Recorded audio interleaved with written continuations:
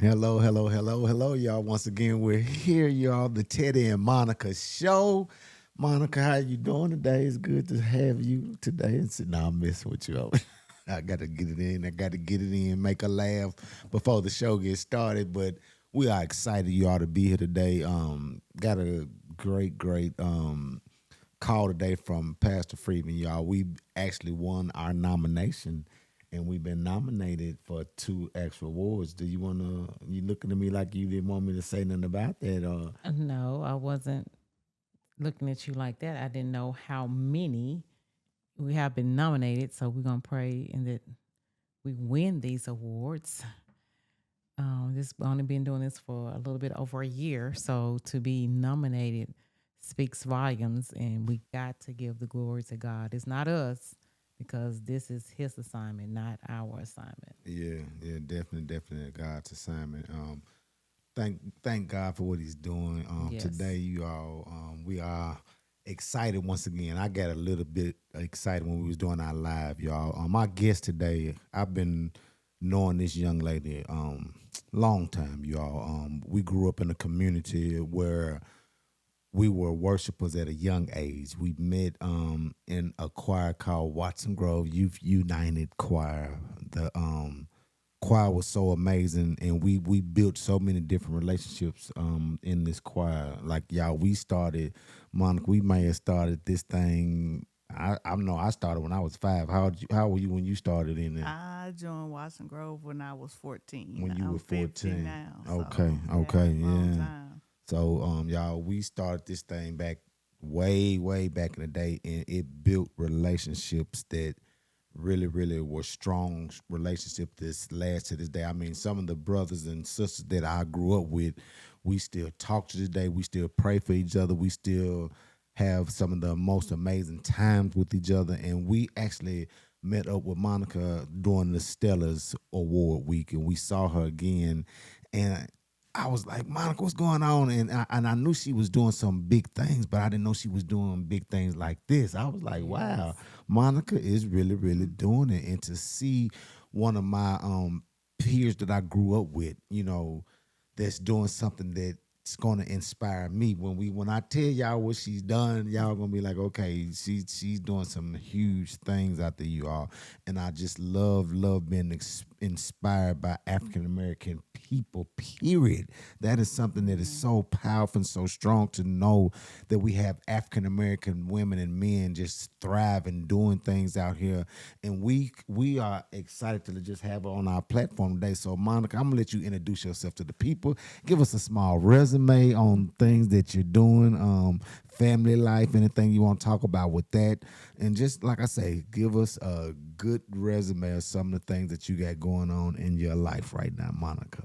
Well, first, let me say thank you, Teddy and Monica, for having me here today. It is definitely an honor and a privilege that I do not take lightly. Yes. So I thank you for that, and also congratulations on your nominations. Thank you. Thank you. Yes, yes, that's you think I'm doing something. I'm just like, man, y'all doing some big things. Praise I am God. definitely honored to be here and blessed.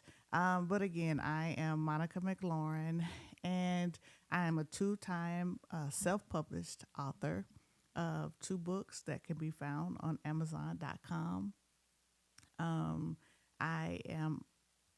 Did I say I was a certified life coach? No, No, you ain't Okay, got to all that no, right. part come on, yet. come on, Okay, come on. That's okay. why I say So it's big. Yeah. I'm a certified life coach, facilitator, trainer, motivational speaker. Mm. God is just doing and going to do some great things in my life. And like I told you earlier, I just don't believe in happenstance. Like we've been knowing each other for a long time, and to come together, it was just a couple of weeks ago, Yeah, Mm-hmm. yeah. and we crossed paths, and then here we are here today. So I'm just blessed to be in that number. Amazing. Like I said, y'all, this young lady when we saw and she started letting us know what she was doing. I mean, me and Monica was like, we when you see someone and you're young, you get distance from them and you don't see them for a while, you don't keep up with them, you don't really know what's going on. You be like, okay, hey Monica, how you doing? But when you talk to them and you see that they're doing something that's inspiring like this, another author, baby. How many authors have we had on our show, baby? We've had at least 5. She may be the 5th author that we've had on our show. Wow. And to have authors, you all, like I say, I'm inspired because my book. I keep saying it, I keep saying it, and I'm gonna speak it into existence until I do it. But that right there drew me into the whole thing of I got to have you on our show. Since we're here, let's dive into the books. Can we dive into the books first, baby? Yeah, and you gotta remember, so we have 2 Monicas on the show today. So You're Denise tonight. and You're so I'm Denise Denise tonight. That's my middle name. So we won't get everybody confused. So our guest is Monica as well. So we're gonna let her keep Monica tonight. Oh, well, And thank you. I'm gonna go by Denise and watch he forget and still call me Monica.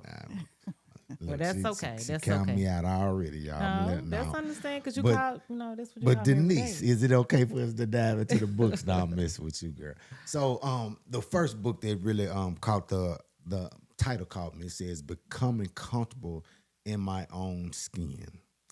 Loving the Journey to Love Me. Yes. Yeah, Yes. I could snap my fingers. I could do Okay. so many things just from that Right. alone. Right. What inspired that right there?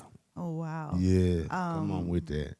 I really have to give, of course, credit to the Lord for giving me this opportunity, but also my pastor, John R. Faison Sr. I used to be his executive assistant, and I was talking to him about some of the things I was working on. And he was like, you should write a book. I'm like, who write a book? What? Nobody's trying to, what? So, but I finally accepted the seed that he was sowing into me. At that particular time in my life, I was working 2 jobs, and I just noticed, how sometimes, Monica, Denise, that you could think we get us a new outfit, baby. We think we are right, hair done, everything done, and I saw a picture of myself, and I was just not pleased.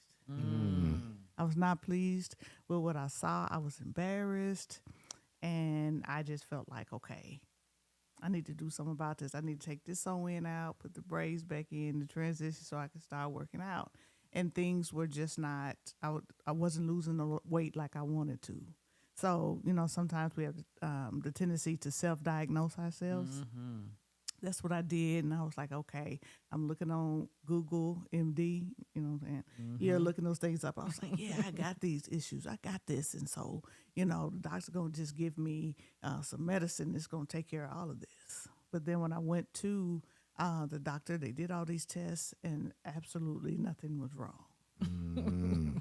No diabetes. No, I mean, just no nothing. And then I had a hard time with that thing. And then I had to really sit in it. My dad, talked to me about some things, and then I was like, okay, I had to accept that the issue was me.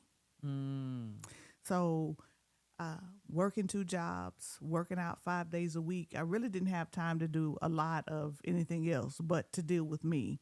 Sometimes that's the hardest thing you could ever do in your life, because I can shuck and jive somebody else because they don't know me, but you can't do that with yourself. Right. So I took a lot of time to really get to know me, and I found that there were issues that I had been dealing with since childhood that I never dealt with. I just pushed it to the side like, I'm okay. And so when I was going through that journey, it helped me to really look at me and really begin to love me. I also did something that I'm truly an advocate for. I went to therapy. Yeah.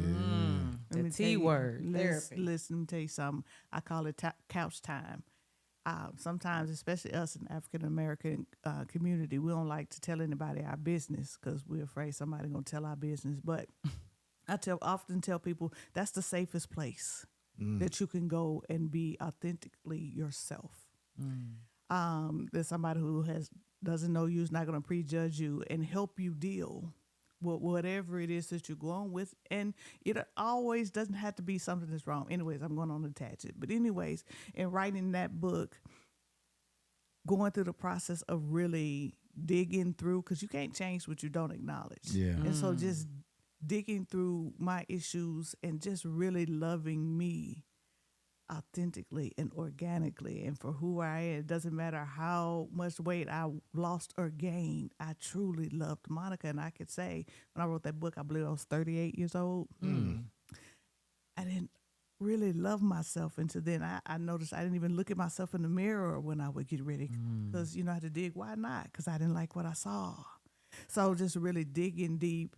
And when my pastor sold that into me, I was like, okay, well, I said, I guess I'll write that down. And included in that book is also a journal because they say in 21 days you do something consistently, there will be a new habit. So there's a 21-day journal in the back Wow. to really get people motivated and to get started doing whatever it is, whether it's starting your own business. And Teddy, now that I know that you're pregnant with a book that's in there, I'm really gonna push you for Yes, you're the that. second person that's doing this, and I really, really, Monica, you are inspiring me as well as the other authors that I've had. But to go back into this thing, you said that you had a journal in the back of this actual book. What's the biggest nugget from the journal? The book has a lot of nuggets, I'm sure, but what's the biggest Yes. nugget from the journal that you would say that you want to put out there? And so, just make us and intrigue us to go get it. You know what I'm saying? Well, really, if I'm honest, it's not so much the journal, but the quote I just did. You cannot change what you do not acknowledge. Wow. You've got to acknowledge that there's some things that are going on, some things that need to be fixed. So often we just cover things and we just cover it and we go Man. on. And my biggest defense is a smile. And I always say, you never know what's behind someone's smile. Because that was my go-to. Because I've always been told I had a big, pretty smile. Yeah, So yeah. that was my way to deflect to whatever I was dealing with. Yeah. So if I truly wanted to change and be who I am supposed to be, I had to acknowledge everything that was going on with me, even back to my childhood. Then I can start to change. So that is the biggest nugget to me. You've got to acknowledge it. Whatever it is, you've got to acknowledge that it is there. Denise, I gotta come to you. Yes, Mr. How, Chisholm. how do you feel about that statement? Acknowledge. I'm gonna go a little deeper. Just hearing her speak, and you know, I battle, and it's funny that everything that you said is relating to me. Wow. And you're right. It's yeah, it's mind boggling because when I don't know if it's because we're dark skinned women and we were thrown this curveball when we were smaller. Wow. And so for me, I have never thought I was pretty. I don't even like taking pictures now. It's a struggle for me.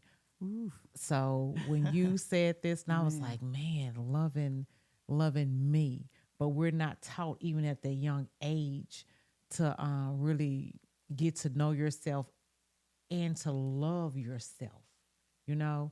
So I'm just in awe over here. So my question to you is, if someone's struggling with that, where do they truly begin? And I know you said you went to therapy. And another thought came to my mind. I was like, you had to put your business in this book. Yes. So I know you had to wrestle because when people read it, they're going to be judging. You know what I'm saying? Because people like to say, "Oh, I knew Monica when she was growing up, and I didn't see that," or or they might say, "Well, oh, that's what was wrong with her." So I know you had to dig deep. How hard was it for you to say, "Well, hey, I'm gonna be okay putting this in this book for people to honestly know"? It's really funny that you said that because Y'all gone. I remember when God really told me that this is what I need to do. I remember sitting on the front row of church and say, Lord, if you just let me go to the doctor and see how much weight I really lost, that I'll do what you told me to. Just trying to negotiate, still stalling. But as far as worrying about other people judging, what I've learned is people are going to say something if I'm skinny. They're going to say something if I've gained some more weight. Mm-hmm. People are going to say something either way. That's why it was so important that I had to get to the point where I loved me, because I was still living my life. I was talking about in the book how I was bullied when I was younger. Mm. And I never really dealt with it. Even my best friend, we've been best friends for like 33, 34 years. She didn't even know. I just dealt with it. I never told my parents. And so I was buying clothes that I thought other people was going to like me. I had, at 38 years old, I had to figure out, what is it do you like? What kind of shoes do you like? What kind of clothes do you like? And so going through that process, I gave myself permission to let people think what they want to think and say what they want to say, because they going to always say it. So I had to change how I let it affect me, if that makes sense. Yeah, that's I 100. got to jump in on you ladies in this conversation, and I'm talking to a single and a married woman, so it lets you know that that thing, it doesn't hit on a married woman's side or a single woman's side. This is a universal thing that women go through. I feel at childbirth, y'all, what we go through is a whole nother thing.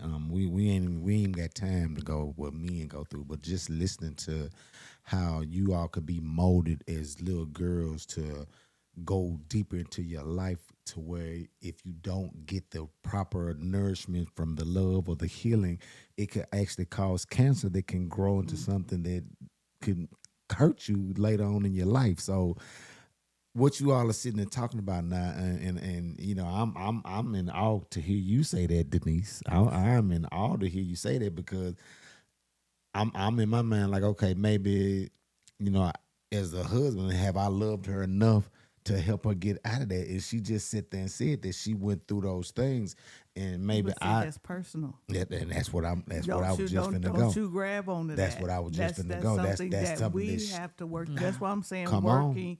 And let me give you something for come free. on. You would be surprised how many men suffer from self-esteem issues. Yeah, I can You, imagine. I was just I like, can I couldn't imagine. believe it. But you know, you just never know what somebody's going through. Y'all been married for years, Yeah, but yeah. that's something that she's not only a woman, she's a black woman, she's a mother. If you know anything about a black woman or a mother, they're going to make it happen, and they're going to put their needs and whatever they may, need. Oh, she's a wife too. Yeah, So she yeah. going to put all that to the side and make it happen. So it's amazing that you're saying that, because everything that she Mm-hmm. said, I know this. I Mm-hmm. know it. It's just I have to let her. You said it. Mm-hmm. I have to let her figure it out. I got to let her know. You all have to let it go. I just I like still the struggle. trauma. Exactly, I still struggle. exactly. Just like the trauma that I went through, I gotta let it go. It's still stuff that I'm dealing with that you can't help me with. But you said it best. You have to figure it out for yourself to understand, to forgive, let go for yourself. I'm gonna get out of that conversation, Denise. I know you got something you need to say. No, I'm just I'm a saying it's hush. just it's I'm praying that I wish more women would get this book. I'm eager to read it, because like I said, Yeah, we're yeah. already relating just in this conversation. Yeah. We haven't Absolutely. talked about this. We No. met at the church and we said, "Oh, come on the show," but nowadays the kids, it goes a little further, because I was teased as a child, Mhm. and to this day and time, kids will go and commit suicide. Back then, to me, we had tough skin. We might have cried, not in front of the people, but once we got home, and then that might be why I would say black women have such aggression. We're aggressive. Mhm. I think that might have a part to play in Mhm. it. I remember struggling with weight when my weight was a different one. Mhm. I want to gain weight, and I never Mhm. forget. And this is funny. Uh, I had a good friend. Her name was Monica, Okay. and we went to school. And we both were skinny. Okay. So I remember us going to like Walgreens and looking for stuff to make us fat because we were Oh, too skinny. wow. We looked anorexic. And so back then, no one was looking at us because we were like, we looked anorexic. So we hated it. And so we're in the store trying to find stuff to take to make us bigger because we felt the boys would maybe would look because we didn't have anything. So this thing is deep. It is because we make up stuff in our minds. Ain't nobody told y'all were anorexic. That's something that you all Yeah. came up with, whether it's something that you've seen. And one of the things that I'm thankful we didn't have when we were coming up, there was no internet, there were no Instagram models. There's Yes. always been a certain level of what beauty was, what society says is supposed to be. And sometimes, our family would tell us we're beautiful, but that's what they're supposed to do. So it doesn't carry as much weight. Well, at least your family did. My Yeah, wow. mom, I struggled because everyone was light skinned. My mom was light skinned. She had beautiful long hair. I was blacky and dark. And so that was my nickname, Blackie. And so I hated being that color because I was always surrounded by light skinned people. Even Gotcha. my little brother, when he was born, he was light skinned. The next door neighbors to us, that was my best friend, her whole entire family was light skinned. My mama's sisters, they were light skinned. So I was this little black, dark baby, you know? I laugh at y'all. I got to let y'all know why I'm laughing because Yeah, let the people know why you're yes, laughing too. I'm only you all laughing at this, y'all, because she never, and to this day, I really, really, I really, really try to get her to understand that the dark you are, the richer your skin is, the more melanin you have in your body, the more you absorb stuff more from the more darker your skin is. Not to say that you're better than no one, but it's so many things that melanin does in your body that you don't even. And I know at a young age it's hard to You don't care comprehend nothing about because that. I went through it. And y'all believe it or not, I was the dark dude when we was young, and the light skinned boys. I told you this. We done went down that road, but when Michael Jordan stepped on the scene, it all reversed. And, changed the game. it changed the game. Just like nowadays, we look darker women beautiful. Y'all, the skin of a dark woman is amazing. So I know that it turned and flipped in time. And I jumped in because y'all, we still got a lot to talk about. I know. we got because We can go there. We can go there, y'all. And Yeah. I want to make sure we get off on a good note with this because melanin is one of the most beautifulest things in the world, you all. So I always thought Monica was you the most beautiful person. I mean, I was like, she's beautiful. I always thought that, and to hear you say that, wow, I want to be dumbfounded, but I hear this so much wow. that I almost don't flinch, and I'm just like, wow. I always thought you were beautiful, Well, thank quiet you. but beautiful. Never said a whole lot that I knew of. Yeah, still Wow. kind of saying this is, like I said, out of my comfort zone. But Yeah. when God gives you an assignment, like That's you say, right. we got to do it because we never thought we'll be doing this. So yeah, this most definitely out of my comfort zone. But like I told you, I can relate with you. Yeah. Even nowadays, I hate like we take pictures before this. I'd be like, oh my God, and I don't even look at the pictures because that's how.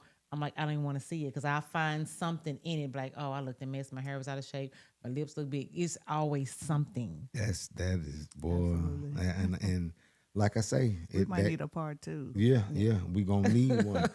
Let's jump real quick to the next book. The title of the next book. Give us the title of the other book, Monica. Let's see. I said Monica. I didn't Oh, say Monica, Denise. I forgot. Look, I talked didn't about say him and I Denise. messed up. I Right. messed up. Yes, it's I told my kid to fight back. Dealing with generational differences and bullying between yesterday and today.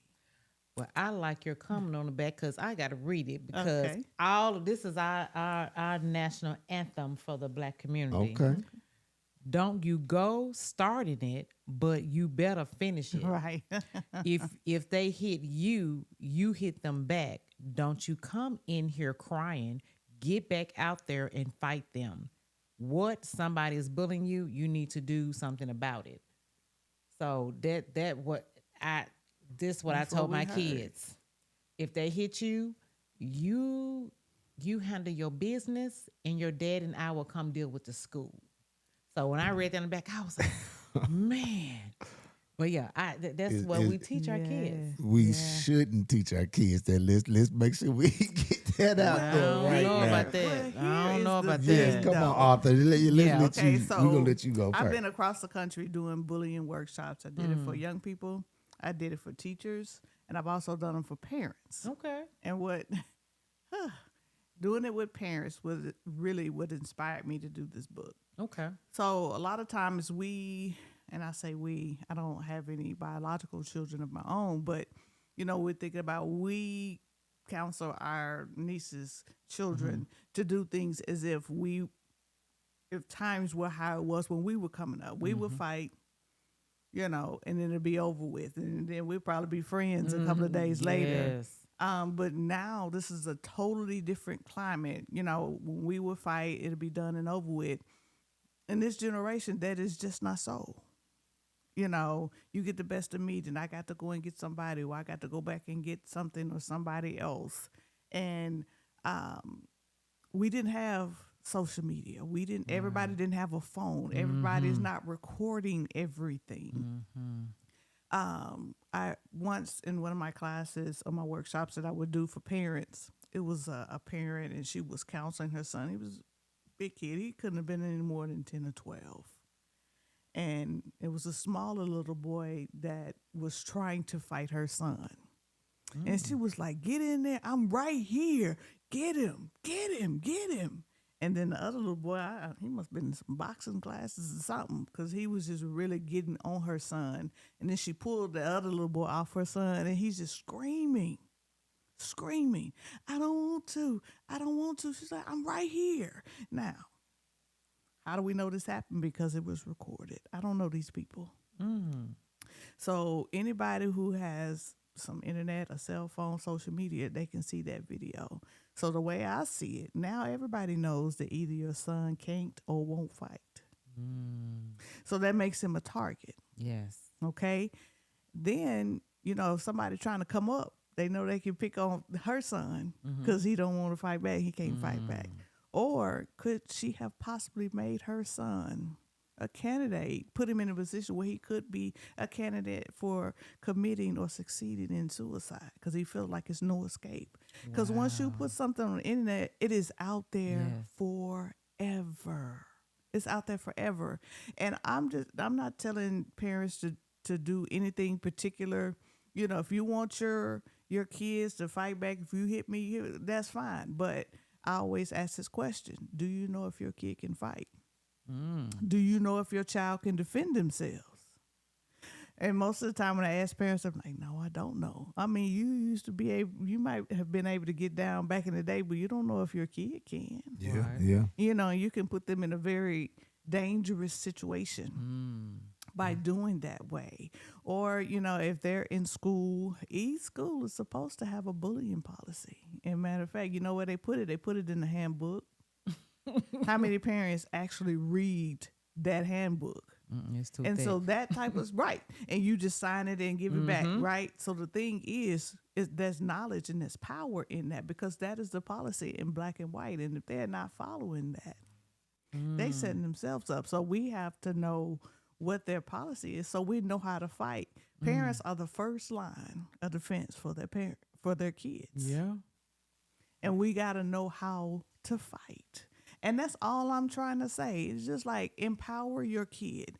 And I never forget this one bullying workshop I had. And this father said to his son who was sitting next to him, he said, ma'am, I understand what you're saying. And I guess you're right. But my son bet not come in here and tell me that somebody is trying to jump him. I said, well, what if it's several kids out there? He said, I know. But he either going to have to go out there and fight them or fight me. Wow. So I was like, okay, so and his son is sitting there. I'm like, wow. So is he gonna tell you, especially if he's afraid? Is he gonna tell you? Because he know what you gonna say. Is he gonna keep it from you? Because you want your kids to tell you what's Yes. going on with Yes. them. You're so Just right. trying to tell people some signs to look for, and just empower people. Your kids are your kids, but tell them the right way to help them for them. And I'll tell people, if you have to go to the Channel 5 News, you have to sue, whatever it is, do whatever you have to do to defend your child. But figure out what's best for your kid. That's Yeah. all I'm trying to say in this particular book here. Wow. Don't put them in danger, basically, and think about what you tell them. Yes, and then too, I also talk about in there. I don't see as much of it anymore, which I'm glad. Where parents may be punishing their kids. They take a video of it and they're sharing it on social media. I've seen some of those. Yeah, And my thing is, you're creating a digital footprint for your child before they even get started. At a point in time, I used to hire teenagers, and so when I was hiring them, I'm checking their social media before I hire them. I don't care if it was private or not, because there's always a way to get around it. And if you out there doing stuff like that, you bully, you can't work for me. So you may think it's private. I mean, there was this one woman who was just wailing on her daughter. And where did I see that clip? It was on CNN. That's international news. Wow. Right? And then there was another father I can't even remember, don't even really want to know, but he was punishing his daughter. He was filming it. He cut her hair bald. What? Yes. And he did that and he put it on social media and made her go to school the next day. What do you think that did to that beautiful young lady? What do you what are you trying to do? I think at the source, parents are trying to do whatever they can to help or to shield their children, or they're doing the best they can. I don't want anybody to think that I'm coming for them. But could you imagine? the repercussions of that, boy. And now she got to Wow. go to school and all her hair is cut off. And he's not a barber, so it was just terrible. Yeah. So, and our hair is our crown, whether it grows out of our scalp or it's on a wig or whatever it is, that's still our crown. And so I'm just like, just think before you do certain things. And that bullying and social media and all that stuff is not like it was when we were coming up. So we have to learn to evolve. Just like, when we did. And then Denise, you said earlier, we didn't really do that as far as suicide, but we did. While I was doing my research for this book, there were several cases. You just never knew why. That was something that was not talked about because, coming up, what happens in this house, stay in this house. Right. You know what I'm saying? So that's a whole nother show, Teddy. But anyways, but it just wasn't as known. And, I'm always gotten some kind of clip or something. And it was a man who was at a school board meeting. And he was talking about how he was bullied as a child and how they stuck his head in the toilet. And the superintendent, he said, you were the one who bullied me. The superintendent of the board. This was a man who was sharing his story. And the person who bullied him was sitting in front of him on the school board. Wow. Wow. So things have a tendency to go full circle. So all I'm trying to do, with both of my books is to help somebody, because Teddy and I were talking earlier. What we go through is not for us. It's for us to help somebody else. And so, there's some personal things for me in this book, especially my first book. I've shared some things that, that nobody really knew. But I was called to do this. Called to do it, and then you were healed from doing it. That's the healed, crazy part and people don't understand. Yes, I honestly believe whatever it is, whether it's these things I encountered, my anxiety that I have, my ADHD, I believe God handpicked me to go through these things because I'm gonna say something. Yeah. I'm gonna be an advocate for them. Okay. So look, I got to keep this conversation moving, y'all, because Okay. we almost get stuck again. But that takes me to your life coaching. You're a life coach. So just hearing the conversation about the books that we just got to talking about, both the books, is that what inspired you to actually be a life coach as well? Yes and no. It did show me that there's another avenue for me, but in some way, shape, or form, I always was finding myself in that situation anyways, where somebody was coming to me and talking to me and needing someone to help motivate them. Because that's all a life coach is. Yeah, yeah, Just yeah. like if you ever played any sports, your coach is the one that leads you and motivates you and helps guide you. So I believe that's really another calling because it just never fails that if I go somewhere, it be people that I've never met before, and I can just say hello. And I can't tell you how many times that people will just be pouring their heart out to me, and then I really had to be, okay, God, so there's something that you want me to say or do in this moment. So, and it's mostly when I'm in a rush. Yeah, So yeah. I guess that's God's way of slowing me down. Because when Wow. they start talking, I'm like, okay, God, I hear you. And then I stop. And I know that's coming from God because a lot of times in those situations, I can't tell you what I said. I know that was God speaking through me, and He was just using me as His instrument. So when COVID was happening, we had all that time at the house. I took my online course to go ahead and get my certification. Um, so it's the difference between a life coach and a therapist. I'm not a therapist, but I'm here to help motivate you, here to help you set your goals, push you towards your goals. Like if there's a book that's Teddy that's in you to be that one to push you to do it because somebody's waiting on that. Somebody plural. There's several people out there that are waiting on what God has given us to do, and they can't get what they need until you do what you need to do. Wow. That's a good one. You hear that, Theodore? I hear that, Denise. So in your spare time on Mondays, you need to start Yeah. jotting down some notes. I have, believe it or not, I have. Okay. I actually got a couple of titles to the chapters and everything, so That's what's up. I'm getting inspired even the more today, Monica. All right, because I'm gonna be checking. What has been one of the biggest challenges you had as a life coach that was like a struggle in that, or it was a hard person to actually coach? Oh man. Yeah. I had one of my clients, bless her heart, had so much going on, and she was coming to me faithfully. And when I thought we were moving forward, there was something would always happen to push her back. And I was like, Lord, am I helping her? I was getting ready to refer her somewhere else because I'm just not in the habit of taking someone's money just because I can. Because this is a ministry of mine. This is a gift of mine. This is my assignment. And then just all of a sudden her breakthrough came through. What in the things that we were dealing with. But that was the hardest thing I had ever encountered in my life because I was like, I just don't understand. Whenever we take 2 steps forward, it was always something that took her 6 steps back. Wow. And I was like, she needs more than what I can do to help her.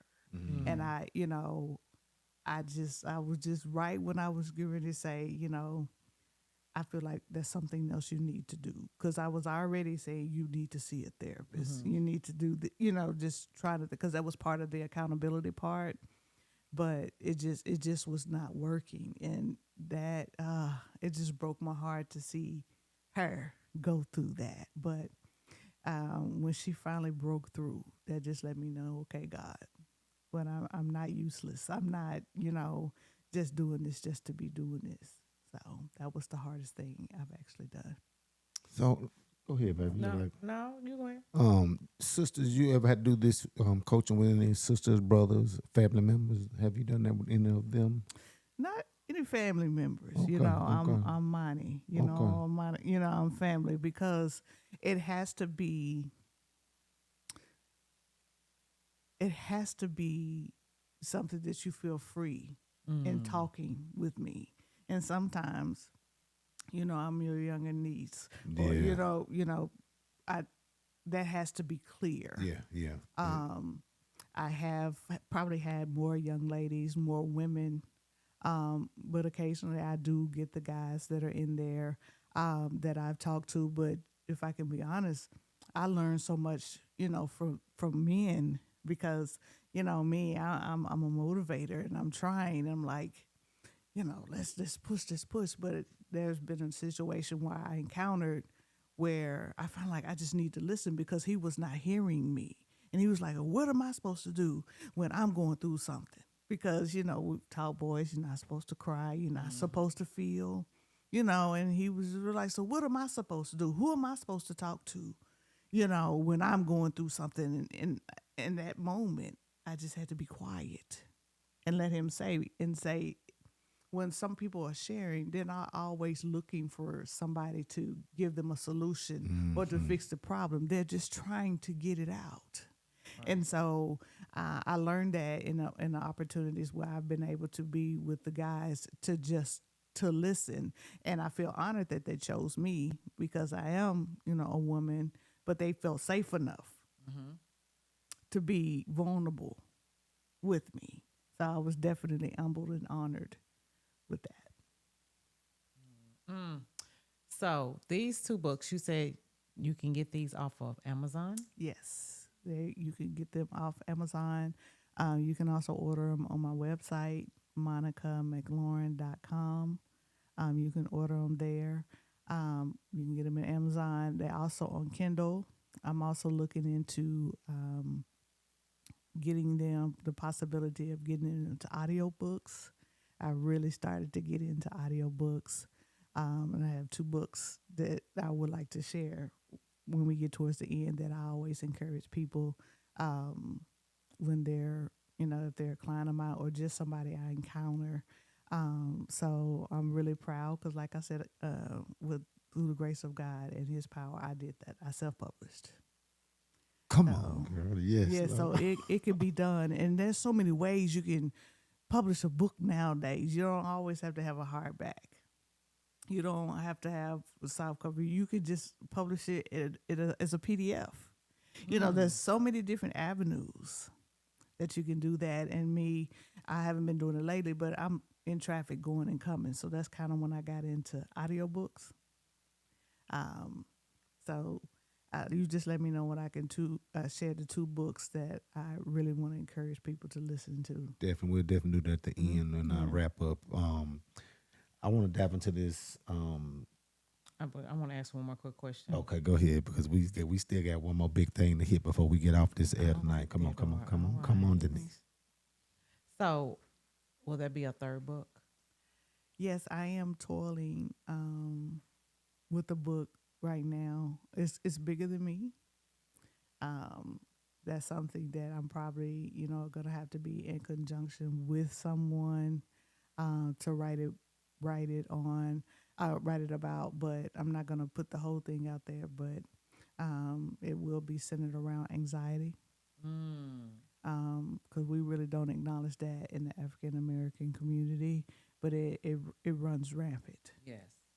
So that's why I say it's bigger than me. I think it's gonna have to, I could just share my story, but people gonna want they're gonna want some facts and some statistics, and that's where I would definitely need that help with that. So that is what I'm toiling with now. Okay. All right, Theodore, you want to jump off into something else in these last 10 minutes? Yes. Nashville Vision for Holistic Youth Development. We're on your Nashville NASA. After Zone Alliance. Yeah. So that's your new baby now? That is actually, that's what I work. That's my job. That's my job that's paying the bills right now. I love my job, but NASA stands for Nashville After Zone Alliance. I am privileged to work, and we're housed at the Nashville Public Library, but what we are is an intermediary. So we work through grants and metro government to give funding to after-school providers who have after-school programs. So I get the privilege to work with them in the capacity building area because in the state of Tennessee, there are no set requirements for anyone to have any continuing education when working with after-school kids. So it's my job to look at the statistics, to look at the needs, observation, to see, okay, what can I do to help them to do their job better? Because so many times we throw so many resources into the youth, but we don't do a whole lot but giving resources to the people who actually touch the youth.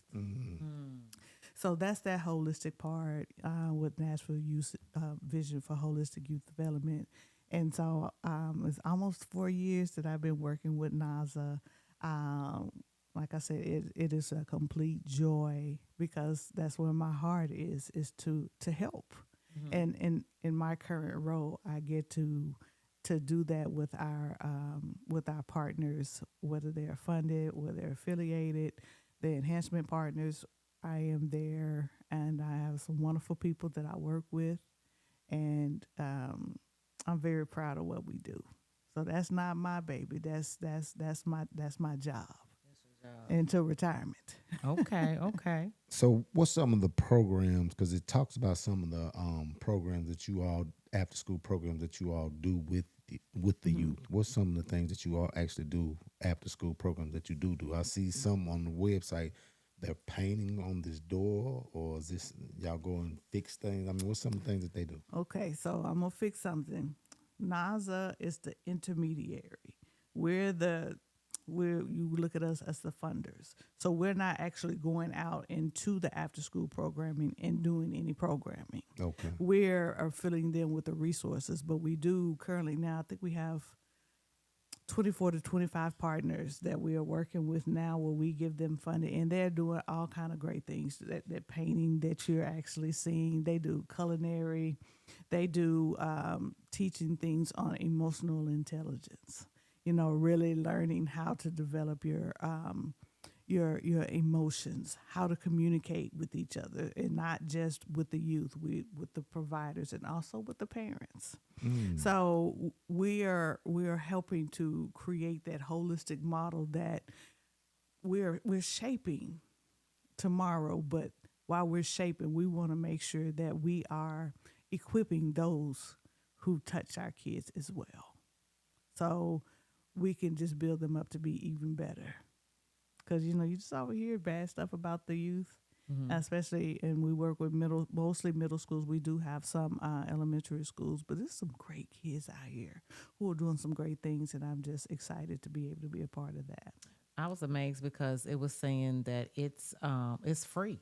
And I'm like, well, my Mm. kids, I had to pay the YMCA, and it wasn't cheap. But this is a program after school in the Nashville and Davidson, I guess, counties. Yes, It says grades 5 through 8. yes. Um, I can make up something right now, but I can't remember where. I know we're at least in 40 plus schools, Wow, and that's so it would awesome. have to be. Let me take that back. We are not our partners in over 40 some schools. And if you look on the website, we do have a program locator. Mm-hmm. So if people are looking to get their kids into a free after school programming where you can look at the area that you may live to see if there's a program that has a program that you could enroll your kid in. So there's really Yeah. no excuse. I mean, because it's so many different things that these kids can do in this program, Yes. even help them with their careers. I mean, this is an excellent program. When I was looking through it, I was like, wow. So there's no Yes, excuse. yes, and a lot of times we perish because of lack of knowledge. A Mm-hmm. lot of people, don't know, or the facts are a little bit skewed. But there's a lot of things that we can do. You just got to look for them. And like I said, the kids that we deal with, not the kids, but the programs we deal with, it's only a small population, and there's so many more kids that are out there. But our goal is to reach as many as we can through our partners. And we got some pretty awesome partners out there. Yeah, you just got to take the parents got to take their time to do their homework to find out And if about you these don't know, programs. ask. Well, that's Right. one of the things. Like, we don't want to ask anybody. Sometimes it's just as simple of asking. I really want to get my kid in the after school program. You just never know who you're talking to. They can help you. Like I said, on our website, NashvilleZ.org, where you can go and find the out of school locator, and you can find out where there may be a program, after school program in your area. Have you seen what's been one of the biggest programs you've seen that actually changed, or you seen some fruit that came from the program? Do you know one that you can just Yeah, I expound mean, on? from hearing from our partners, Yeah. I won't reveal any partners because I don't want them mad at me. They be like, "Why you didn't say, Monica?" But the biggest thing is, and I will include myself in this, when the kids get older and they come back, because they don't have to come back because they're on and they're doing great things and you see what they're doing. I've encountered some that are maybe working for Library of Congress or working in TV, or might be the president of the NAACP. I mean, all kind of, and they come back and tell you what effect that you may have had on their life.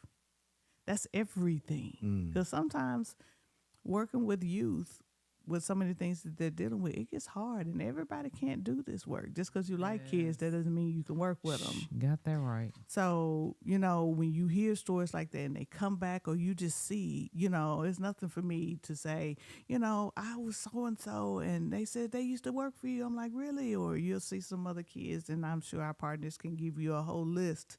But just to see them being successful and graduating and going off to college or going to get a trade, because college is not for everybody. I know that's not popular, but some kind of training is necessary. So, but that's the best thing. Just them coming back and letting you know, or just seeing the fruits that came out of the seeds we planted. That's something, girl. This is huge.